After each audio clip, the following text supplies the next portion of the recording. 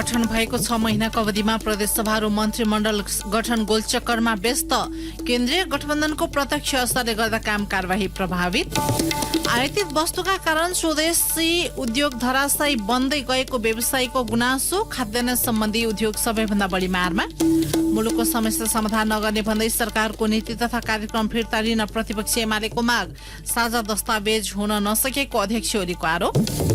रुसको आक्रमणबाट युक्रेनी शहर बाख्मुत पूर्ण रूपमा ध्वस्त भएको राष्ट्रपति जेलेन्स्कीको भनाई। दोस्रो विश्वयुद्ध ताकाको जापानी शहर हिरोशिमासँग तुलना। र शहीद स्मारक के डिभिजन लिग फुटबलमा मच्छिन्द्रद्वारा एनआरटी पराजित। एफएफ र मनाङ मर्स्याङले बीच बराबरी। नमस्कार, कान्तिपुर डायरीका साथमा साथी मनिष र म पार्वता। समाचार अब विस्तारमा। सुरुमा कान्तिपुर सविस्तार। कान्तिपुर सविस्तार। मंगिरमा सम्पन्न निर्वाचनपछि गठन भएको 6 महिनाको अवधिमा पनि प्रदेश सरकारहरू केन्द्रीय गठबन्धन फेरबदलको प्रत्यक्ष मारमा परेका छन्। 6 महिना अवधिमा सबैजसो प्रदेश सभा नेतृत्व परिवर्तन गर्ने र मन्त्रीमण्डललाई पूर्णता दिने गोलचक्करमा फँसेका हुन्। गठबन्धन दलहरूबीच सहमति नहुँदा मन्त्रीमण्डल पूर्ण हुन नसकेपछि प्रदेश सरकारको काम कारबाही प्रभावित भएको टिप्पणी भएका छन्। संघीयता लागू भएपछि सबैभन्दा बढी आलोचित प्रदेश सभामै देखिएको अन्योलका कारण यसको औचित्य र महत्त्वमाथि प्रश्न उठ्दै गएको छ।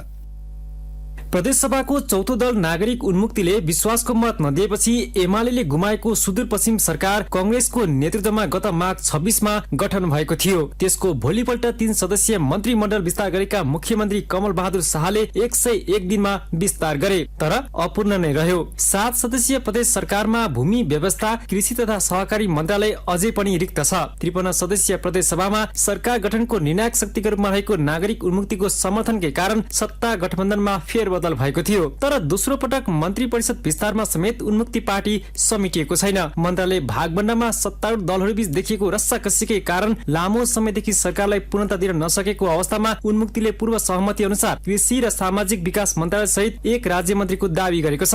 तर प्रदेश सरकारले केन्द्रीय गठबन्धनको निर्देशनलाई देखाएर आफूले मागेको मन्त्रालय नदिएको गुनासो सो पार्टीका सांसद कैलाश चौधरी गर्छन्। उनी भन्छन्, हामीलाई जानकारी नगरिकन आफ्नो मोनोपोली ढंगले जुन अहिले भागबन्द गर्नुभएको छ, अनि अहिले हामीलाई नागरिक उन्मुक्ति पार्टीलाई चाहिँ सुदूरपश्चिममा एउटा मात्रै मन्त्रालय होल्ड गरेर राख्नु भएको छ। उहाँहरूले चाहिँ नि सरकारमा जानलाई यो भागबन्दामा चाहिँ नि हामीले एक्सरसाइज गर्दाखेरि उहाँले चाहिँ केन्द्रीय सरकारलाई चाहिँ ताकेर कुरा गर्नुभयो होइन। कुराहरूमा केन्द्र सरकारबाटै नै भागबन्द हुन्छ भन्ने कुरा गर्नु। सरकारले पूर्णता नपाएको अर्को प्रदेश हो लुम्बिनी प्रदेश। वैशाख 14 गते लुम्बिनी प्रदेशको मुख्यमन्त्रीमा नियुक्त भएका कांग्रेस संसदीय दलका नेता डिल्ली बहादुर चौधरीले मन्त्री परिषदलाई पूर्णता दिन सकेका छैनन्। 4 सदस्यीय मन्त्री परिषद विस्तार गरेका मुख्यमन्त्री चौधरीलाई सरकारलाई पूर्णता दिन सकस भइरहेको छ। 9 सदस्यीय मन्त्री परिषदमा माओवादी, एकीकृत समाजवादी सहितका दलहरूलाई मन्त्रालय भागबण्डमा सकस भइरहेको छ। बजेट निर्माण गर्ने समयमा विभागीय मन्त्री नहुँदा मन्त्रालयले कुन योजनामा कति बजेट छुट्याउने भनेर निर्णय गर्न समेत अप्ठ्यारोमा परेको छ। यस्तै मन्त्री नहुँदा नीतिगत निर्णय गर्न समेत मन्त्रालयहरूलाई कठिनाइ भएकाले केही दिनभित्रै सरकारले पूर्णता पाउनेमा विश्वास व्यक्त गर्छन् कांग्रेस सांसद प्रचण्ड ढेपानी। पनि व्यस्तताले पनि होला छलफल भएर अब आज या भोलिसम्म टुङ्ग्याउने भनेर भन्ने कुरा सुनेको हो। 12 गतेबाट बजेट अधिवेशन बोलाउने भन्ने कुरा छ। त्यो भएको हुनाले हिजो आएर सबै कुरा टुङ्गिने भन्ने अब सायद केही कुराहरू त्यसै होला। अब अन्य पार्टीको साथीहरूको पनि नाम माओवादी केन्द्रको पनि एकजना आएको मान्छे आउन कारणले होला लाग्छ। अब साँझ भरे आज बेलुका अथवा भोलिसम्म टुङ्गिन्छ कि भन्ने कुरा सुनिएको छ। एमाले सहितको समर्थनमा गत पुस 27 गते बनेको माओवादी नेतृत्वको कर्णाली प्रदेश सरकार वैशाख 7 गते पुनर्गठन भयो। चैत्र 25 गते एमाले सरकारबाट बाहिरिएपछि कांग्रेसको समर्थन पाएको सरकारले मन्त्री परिषद विस्तार गर्दै सरकारलाई पूर्णता दिएको छ।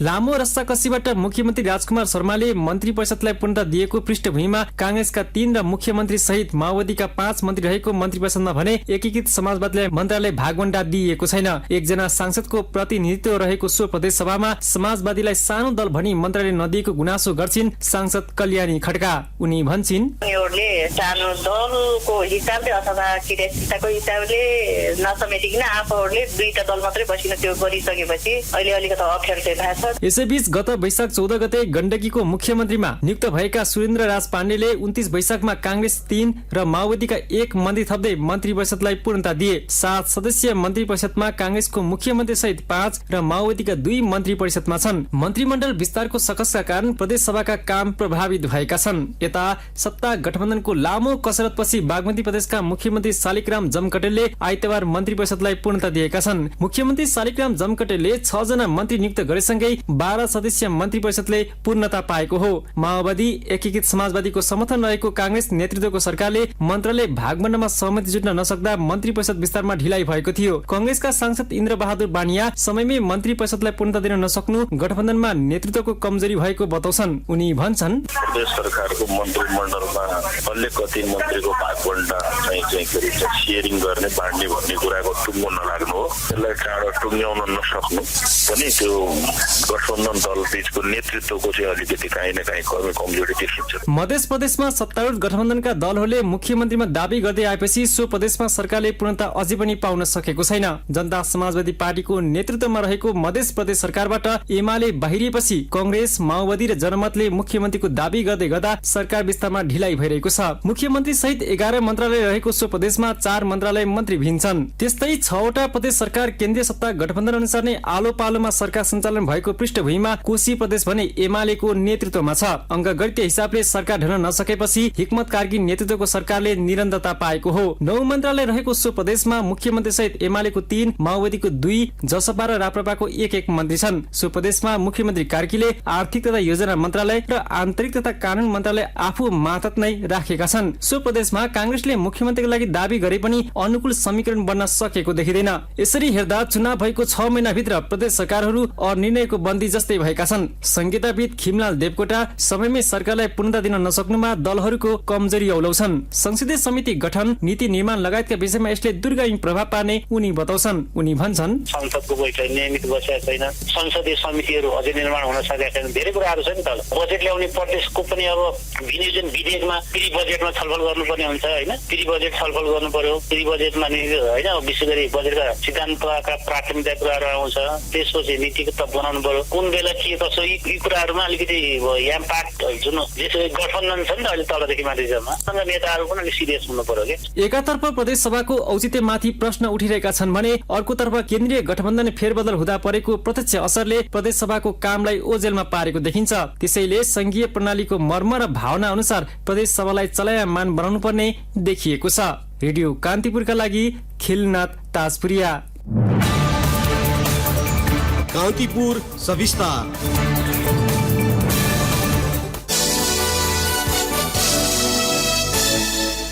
बागमती प्रदेशका नवनियुक्त 6 जना मन्त्रीहरूले पद तथा गोपनीयताको शपथ ग्रहण गरेका छन्। हेटौडा स्थित प्रदेश प्रमुखको कार्यालयमा प्रदेश प्रमुख यादव चन्द्र शर्माले नेपाली कांग्रेस र एकीकृत समाजवादीका गरी 6 मन्त्रीलाई शपथ ग्रहण गराउनु भएको हो। बागमती प्रदेश सरकारमा कांग्रेसका रामकृष्ण चित्रकारले मन्त्रीमा शपथ ग्रहण गर्नुभएको छ। उहाँको जिम्मेवारी भने तोकिएको छैन। त्यस्तै कांग्रेसबाट उत्तम जोशीले स्वास्थ्य मन्त्री, पुकार महर्जन पर्यटन, उद्योग तथा सहकारी मन्त्री र मसिना खड्का वन तथा वातावरण मन्त्री बन्नु भएको छ। एकीकृत समाजवादीका लक्ष्मण लम्साल श्रम, रोजगार तथा यातायात मन्त्री र डाक्टर राजेन्द्र मान श्रेष्ठ कृषि तथा पशुपन्छी विकास मन्त्री हुनु भएको छ। कान्तिपुर डायरीमा अब ब्रेकको पालो। ब्रेकपछि कान्तिपुर डायरीमा अब बाँकी प्रसंग। आयातित कृषि उपजले नेपालका कृषिमा आधारित अधिकांश उद्योग धाराशायी बनेको व्यवसायीले गुनासो गरेका छन्। नेपाल चामल तेल उद्योग संघले आज काठमाडौँमा पत्रकार सम्मेलन गरी मुलुकमा भएका चामल, दाल, मैदा मिल र तेलका अधिकांश उद्योग धाराशायी बनेको बताएको छ। संघका अनुसार नेपालमा सञ्चालित 50 वटा दालका उद्योग मध्ये 25 वटा बन्द भएका छन्। त्यस्तै संयोगको संख्यामा रहेको मैदा मिल 35 र तेल उत्पादन मिल 25 वटाको हाराहारीमा मात्रै सञ्चालित रहेको संघले जनाएको छ। त्यस्तै देशभरमा चामलको साना र ठूला गरी हजारौं उद्योग रहेकोमा हाल करिब 60-70 वटा मात्रै सञ्चालन छन्।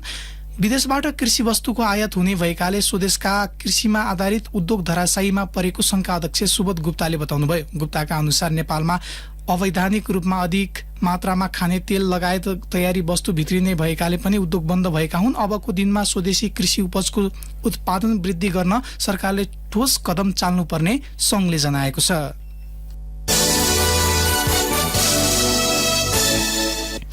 प्रमुख प्रतिपक्षी दल नेकपा एमाले सरकारको नीति तथा कार्यक्रमले अहिलेको अवस्थालाई सुधार नगर्ने भन्दै फिर्ता लिन माग गरेको छ। संसदमा सरकारको नीति तथा कार्यक्रम माथिको छलफलका क्रममा एमाले नीति तथा कार्यक्रम साझा दस्तावेज हुन नसकेको टिप्पणी गरेको हो। एमाले संसदीय दलका नेता तथा अध्यक्ष केपी शर्मा ओलीले मुलुकको समस्यालाई नीति तथा कार्यक्रमले सम्बोधन गर्न नसक्ने बताउनुभयो। नीति तथा कार्यक्रमका विषयवस्तुप्रति रुष्ट देखेका ओलीले भन्नुभयो, यो नीति कार्यक्रम कुनै पनि हालतमा देशलाई अगाडि बढाउन, देशको प्रतिष्ठा बढाउन, देशका जनताका समस्या समाधान गर्न, अर्थतन्त्रलाई ओह्रालो लाग्नबाट जोगाएर उँभोतिर लाने कुनै कुरामा पनि यो सक्षम छैन। जनताका समस्या यसले समाधान गर्न सक्दैन। त्यसकारण यस नीति कार्यक्रमलाई समर्थन गर्न सकिँदैन र हामी समर्थन गर्छौँ। प्रधानमन्त्रीज्यू, त्यसकारण यसलाई फिर्ता लिनुहोस्, अर्को बनाउनुहोस्। फरक प्रसंगमा पूर्व प्रधानमन्त्री ओलीले नक्कली भुटानी शरणार्थी प्रकरणमा निर्दोषलाई फसाउन खोजिएको भन्दै आफूमाथि छानबिन गर्न चुनौती दिनुभएको छ। सरकारले शरणार्थी प्रकरणको अनुसन्धानलाई सही ढंगले अघि नबढाएको टिप्पणी समेत गर्नुभयो। उहाँले भन्नुभयो, म चुनौतीका साथ भन्न चाहन्छु, म गृहमन्त्री भए, परराष्ट्र मन्त्री भए, प्रधानमन्त्री भए, पटक पटक प्रधानमन्त्री भए, छानबिन होस्, छानबिन गरियोस्, म चुनौतीका साथ भन्न चाहन्छु। र हामी सधैँ भ्रष्टाचारका विरुद्धमा छौं, भ्रष्टाचारको छानबिन होस् भन्ने पक्षमा छौं। कोही पनि दोषी छुट्नु हुँदैन। तर अहिले निर्दोष फसाउने प्रयास भइरहेको छ, म खबरदारी गर्न चाहन्छु। यसैबीच माओवादीका सांसद एवं पूर्व अर्थमन्त्री जनार्दन शर्माले सरकारले ल्याएको नीति तथा कार्यक्रमलाई लिएर राजनीतिक पूर्वाग्रह नराख्न आग्रह गर्नुभएको छ। उहाँले भन्नुभयो, तर्क आफ्ना होला, विषय प्रस्तुति आफ्नो होला, आग्रह र पूर्वाग्रहबाट होइन। यथार्थ धरातलमा टेकेर हेर्ने हो भने नीति कार्यक्रम के हो? एउटा मार्गदर्शक हो। यो आफैमा सिङ्गो कार्यक्रम होइन, सिङ्गो बजेट होइन। यसले मार्गदर्शन गर्ने हो र हामीले भावी लक्ष्यहरू के राखेका छौँ भने लक्ष्य निर्धारण गर्ने कुरा हो। यो सबै योजनाको फेरिस्त प्रस्तुत हुने कुरा पनि होइन। तर मूलभूत रूपमा यसले मुख्य अहिले राज्यका अगाडि भएका चुनौतीहरूको कसरी सामना गर्ने र कसरी अगाडि बढाउने, के लक्ष्य राख्ने भन्ने कुरा स्पष्ट गरेको छ। कांग्रेस सांसद दिलेन्द्र प्रसाद बडुले नीति तथा कार्यक्रममा राष्ट्रिय गौरवका आयोजनालाई सीमा क्षेत्रमा केन्द्रित बनाउन माग गर्नुभएको छ। नीति तथा कार्यक्रममा संशोधन प्रस्ताव गर्दै भारतीय भूमि भएर नेपालको सदरमुकाम जाने बाध्यतालाई अन्त्य गर्न गौरवका आयोजना अघि बढाउनु पर्ने बताउनुभयो। उहाँले भन्नुभयो, हाम्रो मुलुकमा जहाँ एक स्थानबाट अर्को स्थानमा आफ्नै देशमा जाँदा पनि विदेशी भूमि भएर अहिले पनि जानुपर्ने अवस्था छ। त्यो अवस्था कहाँ हो भन्ने हुँदा धेरै जानकारी नहोला। दार्चुलाको टिङ्कर बाटो सदरमुकाम आउनका निमित्त भारतीय बाटो भएर आउनुपर्ने अवस्था हुन्छ। त्यसकारण र राष्ट्रिय गौरवका योजना त्यहाँ केन्द्रित हुनुपर्छ भन्ने नीतिगत विषयलाई मैले यो प्रस्तावमा, यो संशोधनमा राखेको छु। राष्ट्रिय जनमोर्चाका सांसद चित्रबहादुर केसीले नीति तथा कार्यक्रमबाट संघीयता शब्द हटाउन र बजेटमा प्रदेशको भार कम गर्न माग गर्नुभयो। उहाँले संघीयता कार्यान्वयनको नाममा प्रदेशको आर्थिक भार जनतालाई नदिन आग्रह गर्नुभयो। नीति कार्यक्रमको बुँदा नम्बर 1 मा जुन संघीय शब्द राखिएको छ त्यसलाई हटाउनु पर्छ भन्ने हाम्रो पार्टीको माग छ। अब कतिपय संघीयता पक्षधर साथीहरूलाई यो अरुचि हुन सक्छ, तर तपाईहरुले छातीमा हात राखेर सोध्नुभयो भने अहिले तपाईहरु चाहिँ संघीयताको भारी यो मुलुकले बोकिराखेको छ कि यो संघीयताका विरुद्धमा नेपालमा जुन जनमत तयार हुँदै गइराखेको छ विरुद्धमा त्यसले तपाईं चाहिँ लोकतन्त्र गणतन्त्रलाई समेत सिद्ध्याउने हो कि भन्ने खतरा छ। त्यस हुनाले मौगैमा चाहिँ यसमा चाहिँ हामी सतर्क हुनुपर्छ। सरकारले आगामी आर्थिक वर्षका लागि प्रस्तुत गरेको नीति तथा कार्यक्रममा प्रतिनिधि सभामा आजदेखि छलफल सुरु भएको हो। आर्थिक वर्ष 2080-81 नीति तथा कार्यक्रममाथि जेठ 11 गतेसम्म छलफल हुनेछ। छलफलका क्रममा सांसदहरूले उठाएका प्रश्नहरूको प्रधानमन्त्री दाहालले जवाफ दिएपछि नीति तथा कार्यक्रम पारित गर्ने प्रक्रिया सुरु हुनेछ। यसैबीच गृहमन्त्री नारायण काजी श्रेष्ठले भुटानी शरणार्थी प्रकरणमा बिना पूर्वाग्रह स्वतन्त्र र निष्पक्ष ढंगले अनुसन्धान अघि बढेको बताउनु भएको छ। गण्डकी प्रदेशको वार्षिक साधारण सभाको उद्घाटन समारोहलाई सम्बोधन गर्दै श्रेष्ठले प्रकरणका दोषी र अपराधी कुनै पनि हालतमा नछुट्ने बताउनुभयो। निष्पक्ष ढंगले बिना पूर्वाग्रह स्वतन्त्र ढंगले अनुसन्धान प्रक्रिया अघि बढाउन नेपाल प्रहरीलाई स्पष्ट निर्देशन दिएको उहाँको भनाइ थियो। सामाजिक प्रतिष्ठामा आँच आउने गरी अनावश्यक दुःख दिने गरी कसैलाई पनि तान्ने काम नहुने मन्त्री श्रेष्ठको भनाइ छ। उहाँले नक्कली शरणार्थी प्रकरणमा संलग्नलाई तथ्य र प्रमाणको आधारमा अनुसन्धान अघि बढाएको समेत बताउनुभयो।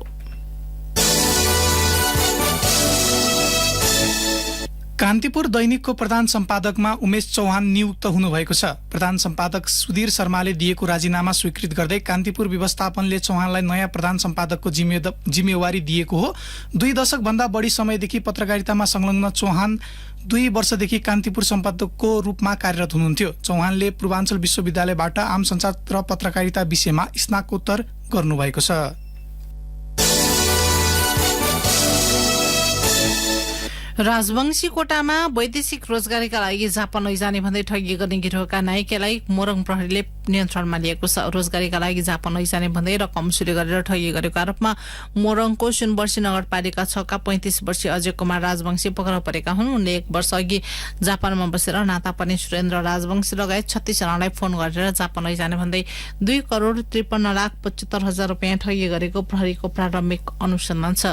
अजयले मोरङ र झापाका भित्री इलाकामा बसोबास गर्ने 36 जना राजवंशी परिवारलाई कोटामा रोजगारीका लागि जापान लैजाने भन्दै आफन्त मार्फत रकम वसुली गरेको पाइएको प्रहरीले जनाएको छ। अझै सहित 6 जना विरुद्ध 36 जनाले प्रहरीमा उजुरी दिएका थिए।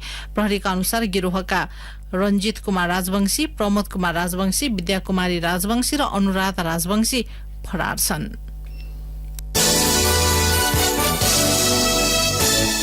प्रधानमन्त्री पुष्पकमल दाहालको अर्को साता हुने भनिएको भारत भ्रमणका क्रममा विद्युत व्यापार तथा हवाई मार्गका लागि अनुमति प्राप्त गर्ने सहितका एजेन्डा तय गर्ने तयारी भएको सम्बद्ध अधिकारीहरूले बताएका छन्।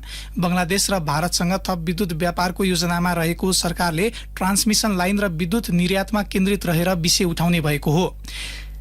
त्यस्तै नेपालमा बढिरहेको हवाई चाप र तथा सञ्चालनमा आएको गौतम बुद्ध अन्तर्राष्ट्रिय विमानस्थलका लागि आवश्यक हवाई मार्ग खोल्ने एजेन्डा समेत प्रधानमन्त्रीको भ्रमणका क्रममा प्रस्तुत गरिने परराष्ट्र मन्त्रालय स्रोतले जनाएको छ। स्रोतका अनुसार 2 मुलुकबीच विद्यमान सीमाका मुद्दा, प्रबुद्ध व्यक्तिको समूह EPG को प्रतिवेदन तथा द्विपक्षीय लगानी बारे छलफल गर्ने योजनामा नेपाल सरकार छ। संसदमा जेठ 15 मा बजेट पछि प्रधानमन्त्रीको भारत भ्रमण हुने भनिए पनि मिति भने घोषणा भइसकेको छैन। कान्तिपुर डायरीमा पुनः ब्रेकको पालो। अब आर्थिक प्रसंग। न्यून कारोबार विवरण देखाएर 3 अर्ब 72 करोड रुपियाँ बराबरको राजस्व ठगी गरेको भन्दै आन्तरिक राजस्व कार्यालय विराटनगरले 2 उद्योगका नाममा अन्तिम कर निर्धारणको आदेश जारी गरेको छ। कार्यालयले अशोक मुरारका र कृष्ण प्रसाद प्रसाईको संयुक्त लगानीमा सञ्चालित अवनिश एग्रिगेट इन्डस्ट्रिजको नाममा 2 अर्ब 38 करोड र ओम साई बाबा क्रसर उद्योगका नाममा 1 अर्ब 34 करोड राजस्व ठगी गरेको ठहर गर्दै अन्तिम कर निर्धारण आदेश जारी गरेको हो। कार्यालयका अनुसार उजुरीका आधारमा अनुसन्धान गर्दा ती 2 उद्योगले जरिवाना र ब्याजसहित 3 अर्ब 72 करोड मूल्य अभिवृद्धि कर र आयकर ठगी गरेको पुष्टि भएको हो। कार्यालयले गत वैशाख 19 गते प्रारम्भिक कर निर्धारण आदेश जारी गरेर उद्योगीलाई 15 दिनको म्याद दिएको थियो। धितोपत्र बजार आज सामान्य अङ्कले बढेको छ। कारोबार हुने साताको पहिलो दिन शेयर बजार 5.88 अङ्कले बढेर 1883.20 बिन्दुमा कायम भएको छ। त्यस्तै ठूला कम्पनीहरूको मापन गर्ने सेन्सिटिभ परिसूचक 0.14 अङ्कले बढेर 358.33 बिन्दुमा पुगेको छ। आज नेप्सेमा 48,28,776 किता शेयर खरिद बिक्री हुँदा 1 अर्ब 60 करोड 4 लाख रुपैयाँ बराबर कारोबार भयो। अघिल्लो कारोबारका दिन 1 अर्ब 47 करोड 47 लाख रुपैयाँ बराबर कारोबार भएको थियो। त्यस्तै कारोबारमा आएका 13 वटा उपसमूह मध्ये 9 वटा उपसमूहको सूचक बढेको नेपाल स्टक एक्सचेन्जले जनाएको छ।